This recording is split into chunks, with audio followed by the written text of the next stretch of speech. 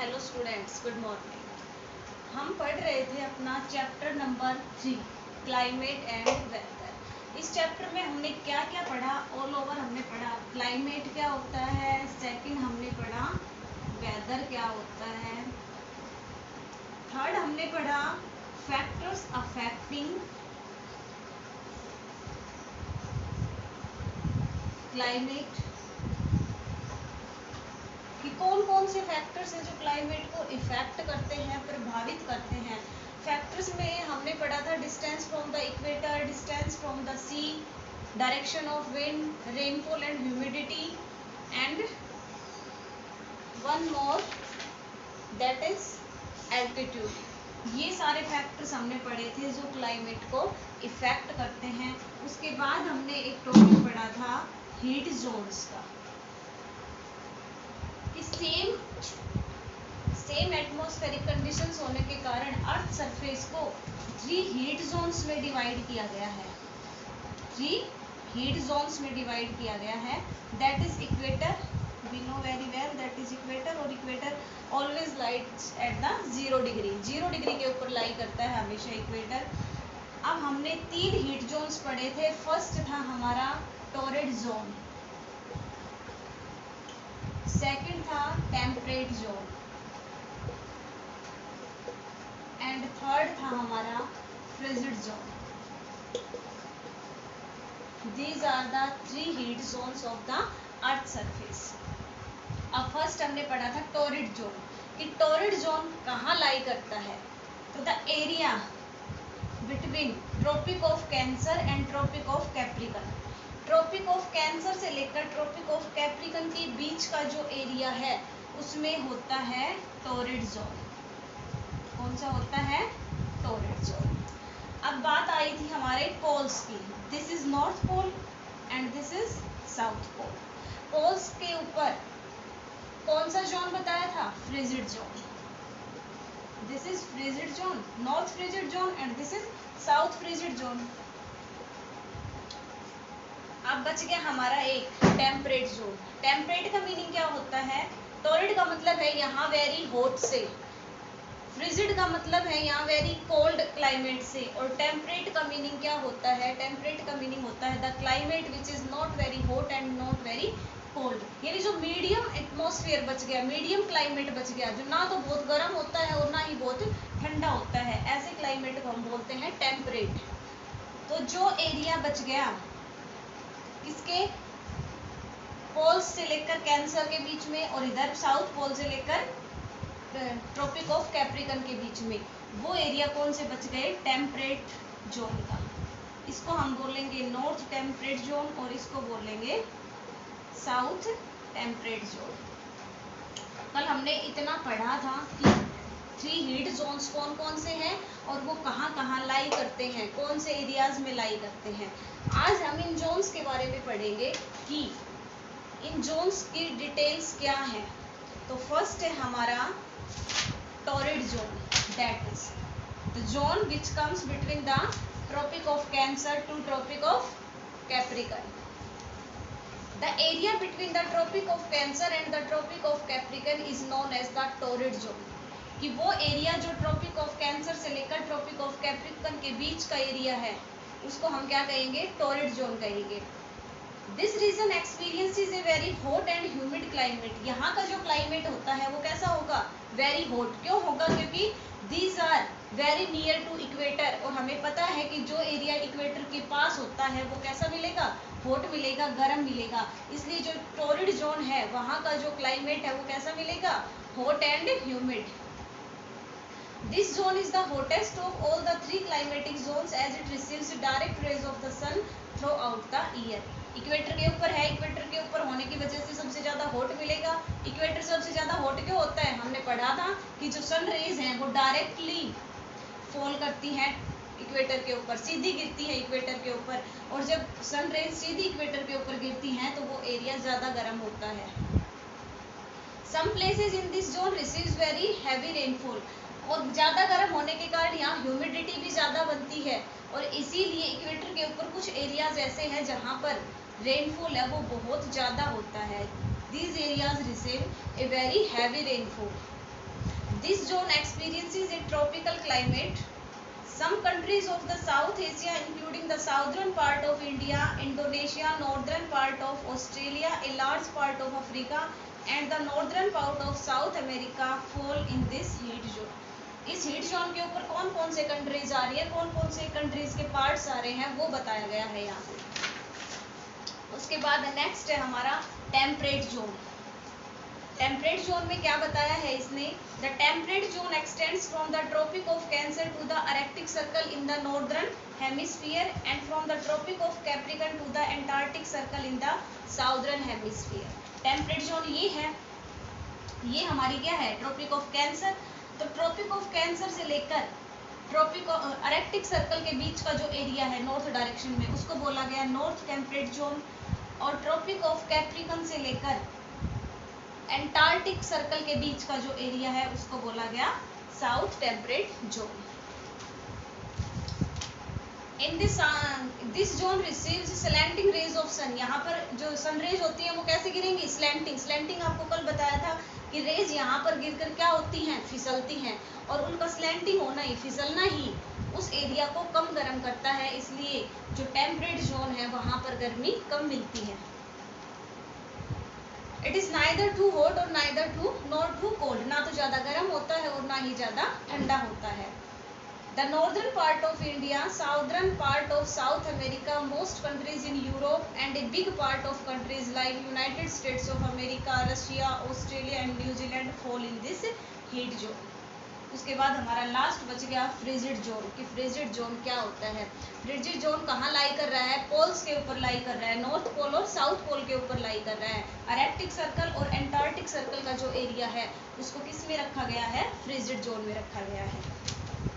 The area around the poles is known as the frigid zone. In the northern hemisphere, the frigid zone extends from the north pole to the Arctic circle, and in the southern hemisphere, it extends from the south pole to the Antarctic circle. This zone receives extremely slanting rays to the sun, therefore this zone is extremely cold. अब यहाँ पे जो sun rays गिरेंगी वो इसके ऊपर तो रुकेंगी ही नहीं, इस स्फेरिकल होने के कारण सनरेज ऐसे फॉल होना शुरू हो जाएंगी, ऐसे स्लैंट होने लग जाएंगी, तो इस एरिया के ऊपर तो सनरेज रुकेगी ही नहीं, और जब यहाँ पर सनरेज रहेंगी ही नहीं तो ये एरिया गर्म ही नहीं होगा। और यही वजह है कि जो पोल्स होते हैं, नॉर्थ पोल या साउथ पोल, आर्कटिक सर्कल या एंटार्क्टिक सर्कल जो होते हैं, दीज आर एक्सट्रीमली कोल्ड, कि वो बिल्कुल कैसे होते हैं, ठंडे एरियाज होते हैं। This is all about our chapter number 3 climate and weather. ये था हमारे इस चैप्टर में क्लाइमेट एंड वेदर में। We already done hard words, word meanings and book exercise of this chapter. Today we are going to start the question answers of this chapter. Question number first इसमें पूछा गया है, list the differences between climate and weather. List the differences between climate and weather, कि weather और climate के बीच में क्या difference है, वो डिफरेंसेस बताने हैं हमें। तो हमने ऑलरेडी पढ़ा है कि differences between the climate and the weather, कौन कौन से डिफरेंसेस पढ़े थे हमने। वेदर क्या होता है, daily atmospheric conditions of a particular place at a particular time. किसी भी पर्टिकुलर प्लेस के ऊपर, सॉरी पर्टिकुलर प्लेस की एक पर्टिकुलर टाइम के ऊपर एटमॉस्फेरिक कंडीशन कैसी हैं उसको बोलते हैं वेदर। और क्लाइमेट क्या होता है, sum total of the average weather conditions of a place over a long period of time, कि लंबे समय तक एक ही पर्टिकुलर प्लेस के ऊपर एटमॉस्फेरिक कंडीशंस कैसी हैं उसको बोलते हैं climate. Weather changes daily, weather daily change होता है, but climate does not changes daily, ये डेली चेंज नहीं होता है। It affects the daily life of people, जो वेदर है वो हमारी डेली लाइफ को इफेक्ट करता है, लेकिन जो क्लाइमेट है वो हमारी फूड हैबिट्स को, ट्रांसपोर्टेशन को, हाउसिंग को, इन चीज़ों को इफेक्ट करता है। The scientist who study weather are meteorologist, जो साइंटिस्ट वेदर की स्टडी करते हैं उनको हम मेट्रियोलॉजिस्ट कहते हैं, और जो क्लाइमेट की स्टडी करते हैं उनको क्लाइमेटोलॉजिस्ट कहा जाता है। ये हैं इनके 4 differences between climate and weather. Second question इसमें पूछा गया है, लिस्ट एंड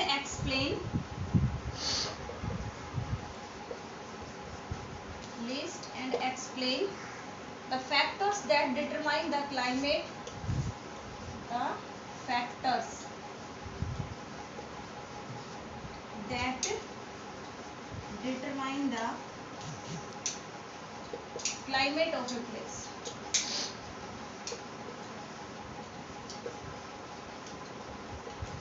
अब देखो इसमें पूछ रहा है कि उन फैक्टर्स को एक्सप्लेन करना है, उन फैक्टर्स के नाम भी बताने हैं और उनको एक्सप्लेन भी करना है जो क्लाइमेट को क्या करते हैं, डिटरमाइन करते हैं, क्लाइमेट को इफेक्ट करते हैं। हमने 4 फैक्टर्स पढ़े थे जो क्लाइमेट को इफेक्ट करते हैं। फर्स्ट हमने पढ़ा था डिस्टेंस फ्रॉम द इक्वेटर, कि इक्वेटर से डिस्टेंस क्लाइमेट को कैसे इफेक्ट करती है। हमें अच्छे से पता है कि जो एरियाज इक्वेटर के पास है, इक्वेटर के ऊपर हैं, वो हॉट होते हैं, और जैसे जैसे हम इक्वेटर से पोल्स की तरफ जाएंगे तो एरियाज क्या होने लग जाएंगे, ठंडे। क्यों? Because the sunlight which falls on equator always falls in the vertical direction, वो हमेशा वर्टिकल डायरेक्शन में गिरती है, और वर्टिकल डायरेक्शन में गिरने के कारण वो स्प्रेड नहीं हो पाती, और स्प्रेड नहीं होती तो वो उसी एरिया को ज़्यादा गर्म करती है। सेकेंड हमने पढ़ा था इसमें altitude, height from the sea level, कि जो एरिया सी लेवल के पास है वो हमें कूल मिलेंगे, और जो एरिया सी लेवल से दूर है वो कैसे मिलेंगे, हॉट मिलेंगे।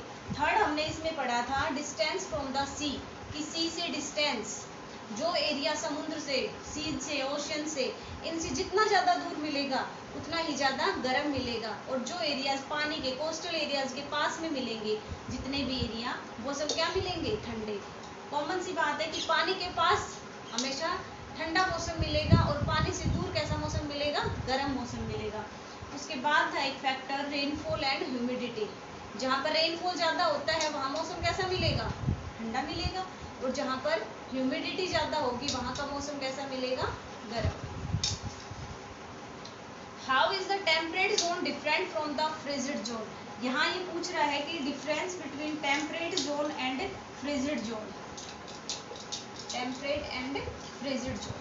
अब हमें ये पता होना चाहिए कि फ्रिजिड जोन कहाँ लाई करता है और टेम्परेट जोन कहाँ लाई करता है। फ्रिजिड जोन लाई करता है पोल्स के नियर, एंटार्क्टिक और आर्कटिक सर्कल का जो एरिया है उसको फ्रिजिड जोन बोला गया है।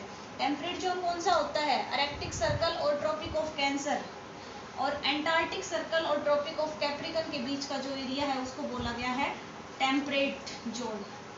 तो दोनों अलग कैसे है, दोनों में क्या डिफरेंस है।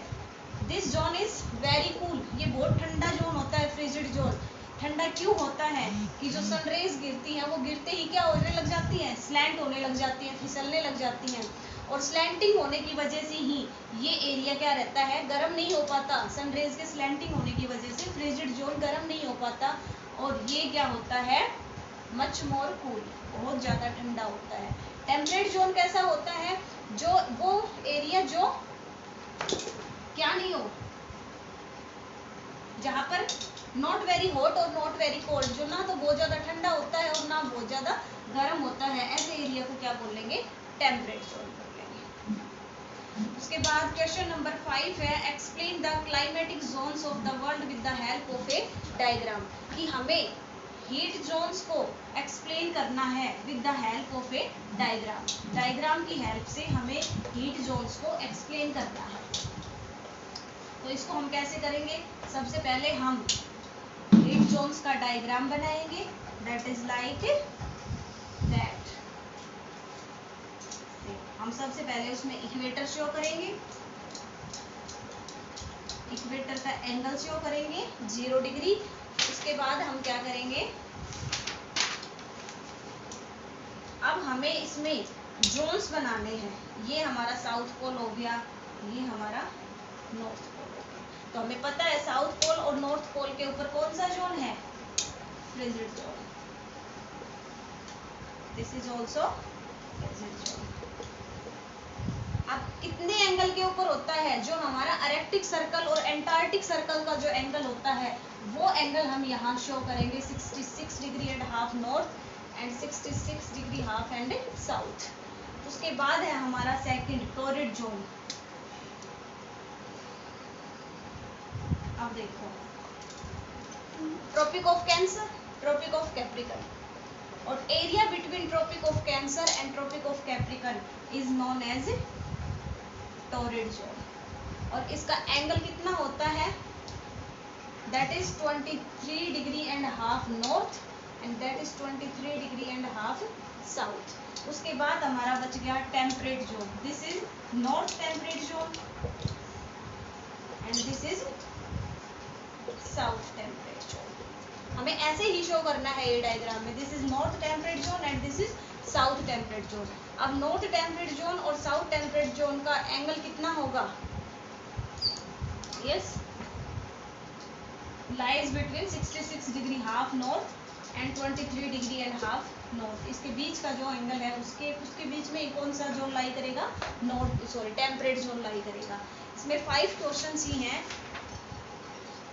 इन क्वेश्चंस को मैं राइट करके आपको पिक्स भेजूंगी, उसके बाद आपको अपनी नोटबुक्स में उतारने हैं। आपको ये डायग्राम बनाना है, आप बुक की हेल्प से डायग्राम बना सकते हो, बहुत अच्छा सा डायग्राम बनाना है और उसमें सिंगल कलर यूज करना है। यूज सिंगल कलर, या आप डिफरेंट जोन्स के लिए डिफरेंट कलर का यूज कर सकते हो। जैसे फ्रिजिड जोन के लिए आपने सेम कलर यूज कर लिया, उसके बाद टेम्परेट जोन के लिए सेम कलर यूज कर लिया एंड टॉरिड जोन के लिए सेम कलर यूज कर लिया। अच्छे से इसको लेबलिंग करना है। लेबलिंग मीन्स इसके नेम लिखने हैं कि कौन सा जोन है ये, कौन सा कितने एंगल के ऊपर है, ये सब मैं आपको राइट करके उसकी पिक्स भेजूंगी। उसके बाद आपको फिर नोटबुक्स में उतारना है। उसके साथ ही हमने इसकी बुक एक्सरसाइज ऑलरेडी कंप्लीट कर ली है और हमारा जो चैप्टर नंबर 3 है वो ऑलमोस्ट नहीं कह सकते हम, बिल्कुल कंप्लीट है। अब हमारा सेकंड चैप्टर के कुछ क्वेश्चंस, कुछ नहीं, चैप्टर क्वेश्चन नंबर 4, 5 एंड 6 के आंसर्स बचे हुए हैं, लेकिन हम नेक्स्ट क्लास में पूरा सेकंड चैप्टर रिवाइज करेंगे। पहले हम पूरा चैप्टर रीड करेंगे, उसके बाद हम उसके question answers, word meanings and hard words right करेंगे। जिसने ऑलरेडी राइट कर रखे हो उनको दोबारा से राइट करने की नीड नहीं है, बट जिन बच्चों का पेंडिंग हो वो वहाँ से कर लेना। इसलिए आफ्टर इस क्लास के बाद से हम अपना चैप्टर 2 स्टार्ट करेंगे, that is latitudes and longitudes. Hope आप इस चैप्टर को नेक्स्ट क्लास तक, आप थर्ड चैप्टर का जो भी आपका मटेरियल है, जो भी कुछ हमने लिखवाया है, वो आप सब अपनी फेयर नोटबुक्स में कंप्लीट करके रखोगे। थैंक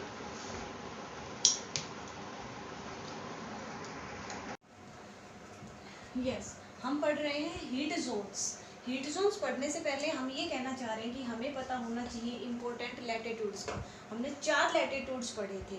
ये हमारा अर्थ है, ये इक्वेटर होता है 0 डिग्री पे। इक्वेटर के बाद ये नॉर्थ डायरेक्शन है and that is south direction. North direction में होता है tropic of Cancer and Arctic circle. ये लैटिट्यूड लाइंस है। आर्कटिक सर्कल होता है 66 एंड 2 डिग्री नॉर्थ के ऊपर। उसके बाद साउथ डायरेक्शन में होता है tropic of Capricorn. Tropic of Capricorn ये भी होता है 23 degree and half south. And last होता है एंटार्क्टिक सर्कल। ये हम पढ़ चुके हैं बहुत अच्छे से लास्ट चैप्टर में, लैटिट्यूड्स एंड लॉन्गिट्यूड्स वाले में। अब हीट जोन्स पढ़ने के लिए हमें इम्पोर्टेंट लैटिट्यूड्स का पता होना चाहिए। इम्पोर्टेंट लैटिट्यूड्स 4 होते हैं। अब देखो हीट जोन्स क्या होते हैं कि सेम एटमॉस्फेरिक कंडीशंस होने के कारण अर्थ का जो सरफेस है उसको 3 हीट जोन्स में डिवाइड कर दिया गया है, because of same atmospheric conditions. Because of same atmospheric conditions इसको 3 पार्ट्स में डिवाइड कर दिया गया है। अब वो 3 जोन्स कौन कौन से हैं? फर्स्ट है torrid zone. First is torrid zone. Second है टेम्परेट जोन एंड थर्ड है फ्रिजिड जोन। फ्रिजिड जोन ये 3 हीट जोन्स हैं जिनमें सेम एटमॉस्फेरिक कंडीशंस होने के कारण अर्थ को इन 3 हीट जोन्स में डिवाइड किया गया। अब ये 3 हीट जोन्स कहाँ लाई करती हैं, इस अर्थ सरफेस के ऊपर कहाँ लाई करती हैं? तो फर्स्ट देखो ये इक्वेटर है और इक्वेटर से ट्रॉपिक ऑफ कैंसर और ट्रॉपिक ऑफ कैप्रिकन के बीच का जो एरिया है, area between tropic of Cancer and tropic of Capricorn is known as torrid zone. कि ट्रॉपिक ऑफ कैंसर और ट्रॉपिक ऑफ कैप्रिकन के बीच का जो एरिया है उसको कौन से जोन में रखा गया है, टोरिड जोन में रखा गया है। उसके बाद है हमारे नॉर्थ पोल और साउथ पोल, यानी area of Arctic circle and area of Antarctic circle, इनको रखा गया है फ्रिजिड जोन में। किसमें रखा गया, फ्रिजिड जोन में। Area of Arctic circle and area of Antarctic circle को फ्रिजिड जोन्स में रखा गया है। उसके बाद बच गया हमारा टेम्परेट जोन, ये नॉर्थ डायरेक्शन है, दिस इज साउथ डायरेक्शन। तो area between Arctic circle and tropic of Cancer, north temperate zone, this is north temperate zone, and area of Tropic of Capricorn to Antarctic circle is south temperate zone. ये हैं हमारे 4 heat zones जो आपको पता होने चाहिए। उसके बाद हीट जोन्स के बाद हम शुरू करेंगे, इस क्लास में हम करेंगे हीट जोन्स के बाद अपना word meanings of this chapter. We have already done the hard words in our last class.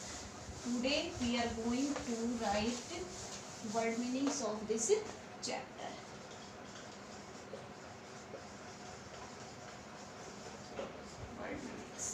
हमारा फर्स्ट वर्ड मीनिंग हम इसमें लिखेंगे इन्फ्लुएंसेस। इन्फ्लुएंस, इन्फ्लुएंस का मीनिंग क्या होता है, इफेक्ट। क्या होता है, इफेक्ट। किसी चीज़ को प्रभावित करना, किसी चीज़ पर किस दूसरी चीज़ का क्या इफेक्ट हो रहा है, कैसे इन्फ्लुएंस कर रही है वो उस चीज़ को। सेकंड है इसमें ह्यूमिड। ह्यूमिड का मीनिंग हमने अभी पढ़ा था, air containing water vapours, air containing water vapours. Third है हमारा स्लैंटिंग। स्लैंटिंग का मीनिंग क्या होता है, स्लैंटिंग क्या होता है, स्लैंटिंग पता होना चाहिए पहले हमें कि स्लैंटिंग क्या होता है। जब कोई चीज़ किसी चीज़ पर गिरकर ढल जाती है, यानी ऑन ए राउंड सरफेस, अगर राउंड सरफेस के ऊपर कोई चीज़ गिर रही है तो वो क्या करेगी, ढलकर नीचे जाएगी, दूसरे एरियाज के ऊपर जाएगी। उस पोजीशन को कहते हैं स्लैंटिंग पोजीशन।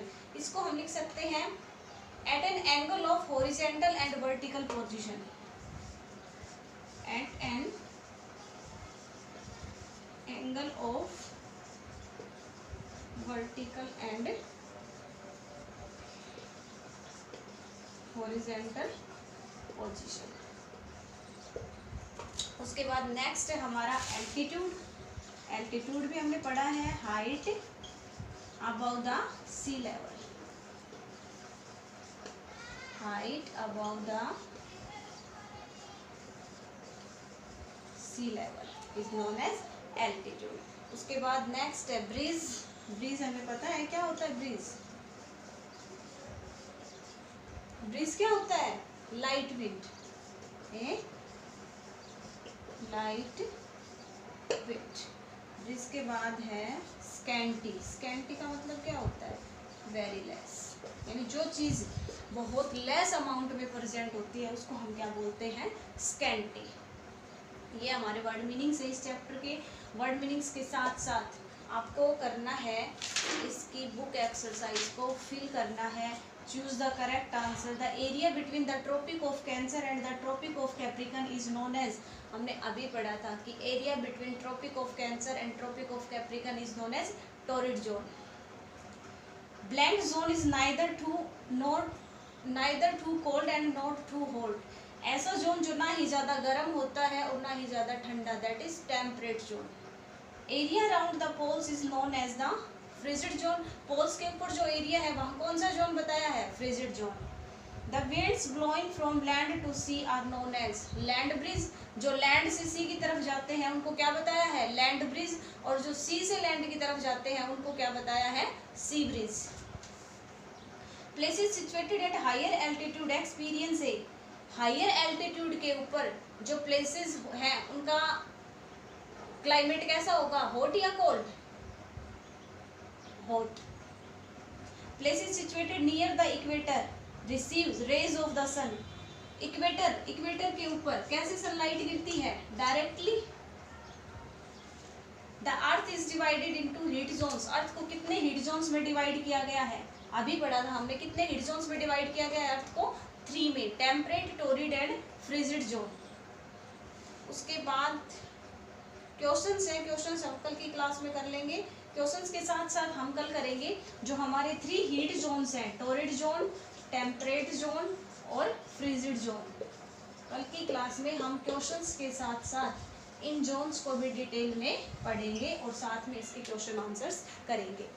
आज के लिए इतना ही है। आपको factors affecting the climate and the heat zones, कि हीट जोन्स को कहाँ पर हीट जोन्स कहाँ लाई करते हैं ये पता होना चाहिए। कौन कौन से एरिया में लाई करते हैं, कितने हीट जोन्स होते हैं, जो कितने फैक्टर्स हैं जो क्लाइमेट को इफेक्ट करते हैं और कैसे इफेक्ट करते हैं ये पता होना चाहिए। उसके साथ साथ ये वर्ड मीनिंग्स हैं, ये फिर नोटबुक में लिखे होने चाहिए और जो हमारी बुक एक्सरसाइज है वो भी आपको बुक में फिल करके रखनी है। Thank you.